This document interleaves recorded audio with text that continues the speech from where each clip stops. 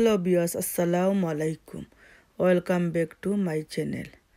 আপনারা সবাই যে যেখানে আছেন আশা করি খুব ভালো আছেন। আলহামদুলিল্লাহ, আমিও আল্লাহর রহমতে আপনাদের সবার দোয়ায় বেশ ভালো আছি। ভালো আছি বলে তো আপনাদের সাথে নতুন নতুন রেসিপি শেয়ার করতে পারি। আশা করি সবার কাছে রেসিপিগুলো ভালো লাগবে। ভালো লাগলে অবশ্যই লাইক করবেন, কমেন্ট করবেন আর ফুল ভিডিওটা কষ্ট করে দেখবেন। এখন দেখতে পাচ্ছেন এখানে আমি 2 টুকরা রৌ মাছের টুকরা নিয়েছি। এটাকে আমি 2 রকমের ভর্তা করার জন্য ফ্রাই করে নেব। এখন দেখতে পাচ্ছেন মাছগুলোকে আমি ফ্রাই করে নিচ্ছি। এই মাছগুলো দিয়ে আমি 2 রকমের ভর্তা করব। একটা করব আমি, এখন দেখতে পাচ্ছেন আমার মাছগুলোকে আমি এভাবে লাল ব্রাউন কালার করে ভেজে নিয়েছি। এখন আমি এটাকে সবগুলো কাটা ভালোভাবে ফেলে দিয়ে বেছে নেব। 2 রকমের ভর্তা করব, একটা হলো মূলার ভর্তা আর একটা হলো লাই শাকের ভর্তা। এখন দেখতে পাচ্ছেন একটা মূলাকে আমি কুচি কুচি করে কেটে পানিটাকে ফেলে দিয়েছি। এখন আমি দেখতে পাচ্ছেন এখানে আমি মাছগুলোকে কাটাগুলা বেছে নিয়েছি। আর একটা করবো আমি লাই শাকের ভর্তা। তাই এখানে দেখতে পাচ্ছেন আমি লাই শাকটা নিয়েছি, উপরে আমি একটু লবণ দিয়েছি, কারণ এটাকে আমি চিপে যে পানিগুলা আসবে সেগুলো আমি ফেলে দেব। আর নিচে আমি ভর্তা করার জন্য 2টা লাল পেঁয়াজটা বাজেও আমি লবণ দিয়ে পানিটাকে ফেলে দিয়েছি। এখন দেখতে পাচ্ছেন লাই শাকটাকে আমি পানিগুলা ফেলে দিয়ে এখন আমি কয়েকটা আস্ত মরিচ দিয়ে আস্ত মরিচগুলোকে আমি ভালোভাবে ভেঙে নিচ্ছি। কারণ যে কোনো ভর্তা করার জন্য লাল পেঁয়াজ হলে কিন্তু খেতে অনেক টেস্টি হয়। এখন দেখতে পাচ্ছেন প্রথমে আমি পেঁয়াজ, মরিচ আর শাকগুলাকে মেখে নিচ্ছি। কারণ ভর্তাটাকে আপনি করতে হলে কিন্তু এভাবে হাতে সাজিয়ে মেখে নিতে হবে। প্রথমে এগুলো ভালোভাবে মিক্স করে নেওয়ার পর আমি মাছগুলা দিয়ে দিচ্ছি। কারণ মাছটাকে আপনি এমনভাবে বেছে নেবেন যাতে একটা কাটাও না থাকে। তাই দেখতে পাচ্ছেন এভাবে আমি হাতের সাহায্যে ভালোভাবে মেখে নিচ্ছি। আর আমি ভর্তা করার জন্য যে মরিচগুলো আমি ভেঙে নিয়েছি, আসলে আমার হাতের মধ্যে কোনো রকমের মরিচ আমি এভাবে ভেঙে নিলে আমার হাতটা জ্বলে না। আপনারা চাইলে হাতের মধ্যে গ্লাভ ইউজ করে মরিচটাকে ভেঙে নিতে পারেন। এখন দেখতে পাচ্ছেন আমি লবণটা দিয়ে দিচ্ছি, কারণ লবণটা একটু কম দেবো। পেঁয়াজটাকেও আমি লবণ দিয়ে পানিটা ফেলে দিয়েছি, শাক থেকেও আমি লবণ দিয়ে পানি ফেলে দিয়েছি। এর জন্য আমি লবণটা একটু কম দিছি, কারণ ভর্তাটাকে আপনি ভালোভাবে সুন্দরভাবে মিক্স করে নিতে হবে। এখন দেখতে পাচ্ছেন আমার এই ভর্তাটা করা হয়ে গেছে। এখন আমি মূলা ভর্তা করার জন্য পেঁয়াজ নিছি, মরিচ নিছি, মরিচের মধ্যে আমি তেল দিয়ে দিচ্ছি, আমি মরিচের মধ্যে আমি লবণ দিয়ে দিচ্ছি। লবণ দিয়ে আমি এখন মরিচটাকে প্রথমে ভেঙে নেব। আপনাদের কাছে 2 রকমের ভর্তাগুলো ভালো লাগে আমাকে কমেন্ট করে জানাবেন। আমি আপনাদেরকে নতুন নতুন ভর্তা রেসিপি ভিডিও করে দেব। আর কার কাছে ভর্তা খেতে ভালো লাগে অবশ্যই জানাবেন, কারণ এরকমের ভর্তা হলে কিন্তু মাছ মাংস আর কিছুই লাগে না। আপনি গরম ভাতের সাথে এরকমের ভর্তা হলে খেলে কিন্তু অনেক টেস্টি লাগে। আর মাছ দিয়ে এমনিতে ভর্তা করলে খেলে কিন্তু অনেক টেস্টি হয়। দেখতে পাচ্ছেন এটাকে আমি ভালোভাবে মিক্স করে নেওয়ার পর এখন আমি সবগুলো মাছ দিয়ে দিচ্ছি, দিয়ে আমি ভালোভাবে মিক্স করে নিচ্ছি।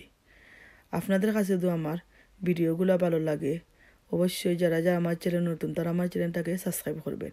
আর যারা করেছেন তাদের সবাইকে অসংখ্য ধন্যবাদ। যে কোনো ভর্তা হলে আপনি এভাবে ভালোভাবে মেখে নিতে হবে। আর যাদের হাত জ্বলে তাদেরকে বলে দিয়েছি, তো আপনারা গ্লাভ ইউজ করে মেখে নেবেন। এখন দেখতে পাচ্ছেন মূলার ভর্তার মধ্যে আমি ধনিয়া পাতা কুচি দিছি, কারণ এমনিতে ভর্তা আর ধনিয়া পাতা কুচি দিলে তো কথা নেই, টেস্টটা আরও দ্বিগুণ বেড়ে যায়। যাদের মুখে রুচি নেই তারা অবশ্যই এরকমের ভর্তা করে খাবেন, মাঝের মধ্যে দেখবেন মুখের মধ্যে রুচি চলে আসবে। আর যাদের কাছে ভর্তা ভালো লাগে তারা তো অবশ্যই বেশি বেশি করে বানিয়ে খাবেন, কারণ এই 2 রকম ভর্তাগুলো কিন্তু অনেক হেলদি আর অনেক টেস্টিও। দেখতে পাচ্ছেন আমার 2 রকমের ভর্তা করা হয়ে গেছে।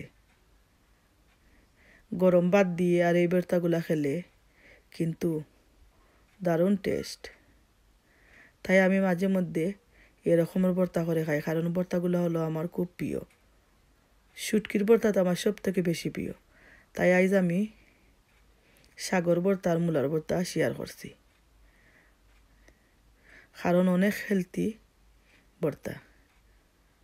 তাই এখন দেখতে পাচ্ছেন আমার মূলার ভর্তাটা, কিন্তু এতে দেখে বোঝা যাচ্ছে না কিন্তু এটা মূলার ভর্তা। আসলে এটা খেতে কিন্তু অনেক ইয়ামি হয়েছে, আপনারাও এভাবে করে খাবেন। তাই এখন দেখতে পাচ্ছেন আপনাদের সাথে শেয়ার করবো আরও একটা রেসিপি। এটা হলো আমার ঘরের মধ্যে যে কবুতরগুলো আছিল, এটা বাচ্চা করেছে। বাচ্চাটা বড় হয়েছে, প্রায় 2 মাসের মতো হয়েছে। তাই এই 2টা বাচ্চাকে আমি ভালোভাবে ধুয়ে পরিষ্কার করে কেটে নিয়েছি। এখন দেখতে পাচ্ছেন আমার লাগবে পেঁয়াজ কুচি, রসুন কুচি, আদা কুচি আর কয়েকটা আস্ত রসুন, আর লাগবে আমার গরম মশলা। একটা ফান নিছি, ফানের মধ্যে আমি তেল দিছি। তেলটা গরম হয়ে যাওয়ার পর এখন আমি গরম মশলাগুলো দিয়ে একটু হালকা ব্রাউন কালার করে নেওয়ার পর আমি রসুন কুচিগুলো দিয়েছি।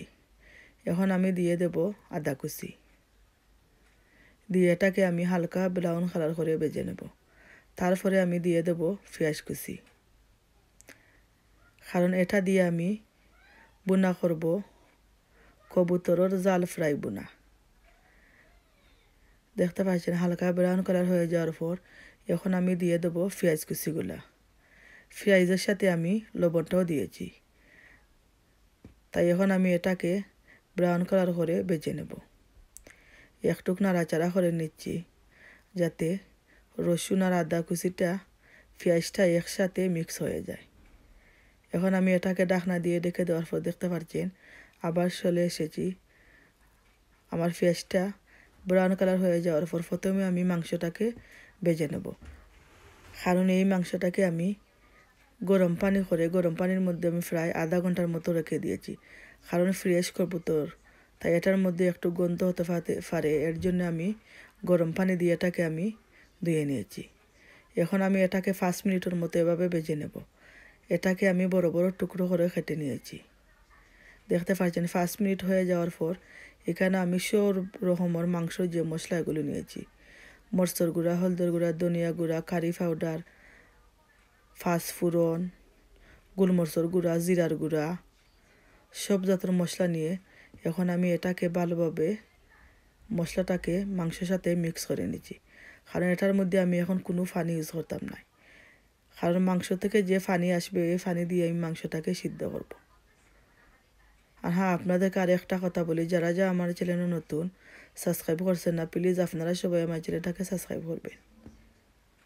সব সময় আপনারা যেভাবে আমাকে সাপোর্ট করছেন এভাবে আমাকে সাপোর্ট করে যাবেন। এখন দেখতে পাচ্ছেন এই আস্তা রসুনের খোলাগুলোকে আমি মাঝে দিয়ে কেটে দিয়েছি, কারণ এটা একটু বড় সাইজের।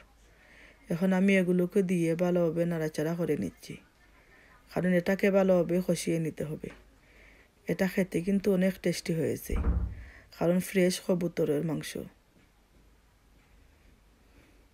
আমার ঘরের মধ্যে যে কবুতরগুলো এনেছিলাম এটা বাচ্চা করেছে, এই বাচ্চাটা আমি বোনা করছি, কারণ এটা বড় হয়েছে। এখন আমি এটাকে ঢাকনা দিয়ে ঢেকে দেব। দেখতে পাচ্ছেন ঢাকনা দিয়ে ঢেকে দেওয়ার 10 মিনিট পরে আমি আবার চলে এসেছি। এখন সামান্য একটু পানি বের হয়েছে, কারণ এটাকে 5 মিনিট 10 মিনিট পরে নাড়াচাড়া করতে হবে, তা না হলে কিন্তু এটা পুড়ে যাবে। যে কোনো মাংস তরকারি রান্না করলে কিন্তু পুড়ে গেলে খেতে আর ভালো লাগে না, কারণ এটাকে আমি জাল ফ্রাই করব। তাই এটাকে আমি এভাবে গ্যাসটাকে লো করে বুনে নেব। এটার মধ্যে আমি কোনো এক্সট্রা পানি ইউজ করতাম না। দেখতে পাচ্ছেন আরও 10 মিনিট পরে আমি ঢাকনা দিয়ে ঢেকে দেওয়ার পর 10 মিনিট পরে আবার চলে এসেছি। এটা থেকে আরও একটু পানি বের হয়েছে, কারণ আমরা একজনে একরকমভাবে রান্না করি। আমি যেভাবে রান্না করি আপনাদের সাথে সেভাবে রান্না করি। এখন দেখতে পাচ্ছেন আমার মাংসটা প্রায় আমি 1.5 ঘন্টার মতো এটাকে রান্না করেছি লো গ্যাসে রেখে, কারণ কবুতরের মাংস সিদ্ধ হতে কিন্তু বেশি কিছুক্ষণ সময় লাগে। এটা থেকে কিন্তু আরও অনেক পানি চলে এসেছে। আশা করি আপনাদের কাছে আমার 2 রকমের ভর্তার কবুতরের মাংস জাল ফ্রাইটা ভালো লাগবে। ভালো লাগলে অবশ্যই আমার ফুল ভিডিওটা দেখবেন, লাইক করবেন, কমেন্ট করবেন, শেয়ার করবেন ফ্রেন্ড অ্যান্ড ফ্যামিলির সাথে। আর প্লিজ আপনারা সবাই একটা লাইক করে যাবেন। অনেকে আছেন ভিডিও দেখে চলে যান, লাইক করেন না। আপনারা সবাই এতক্ষণ আমার সাথে থাকার জন্য ধন্যবাদ। আল্লাহ হাফিজ।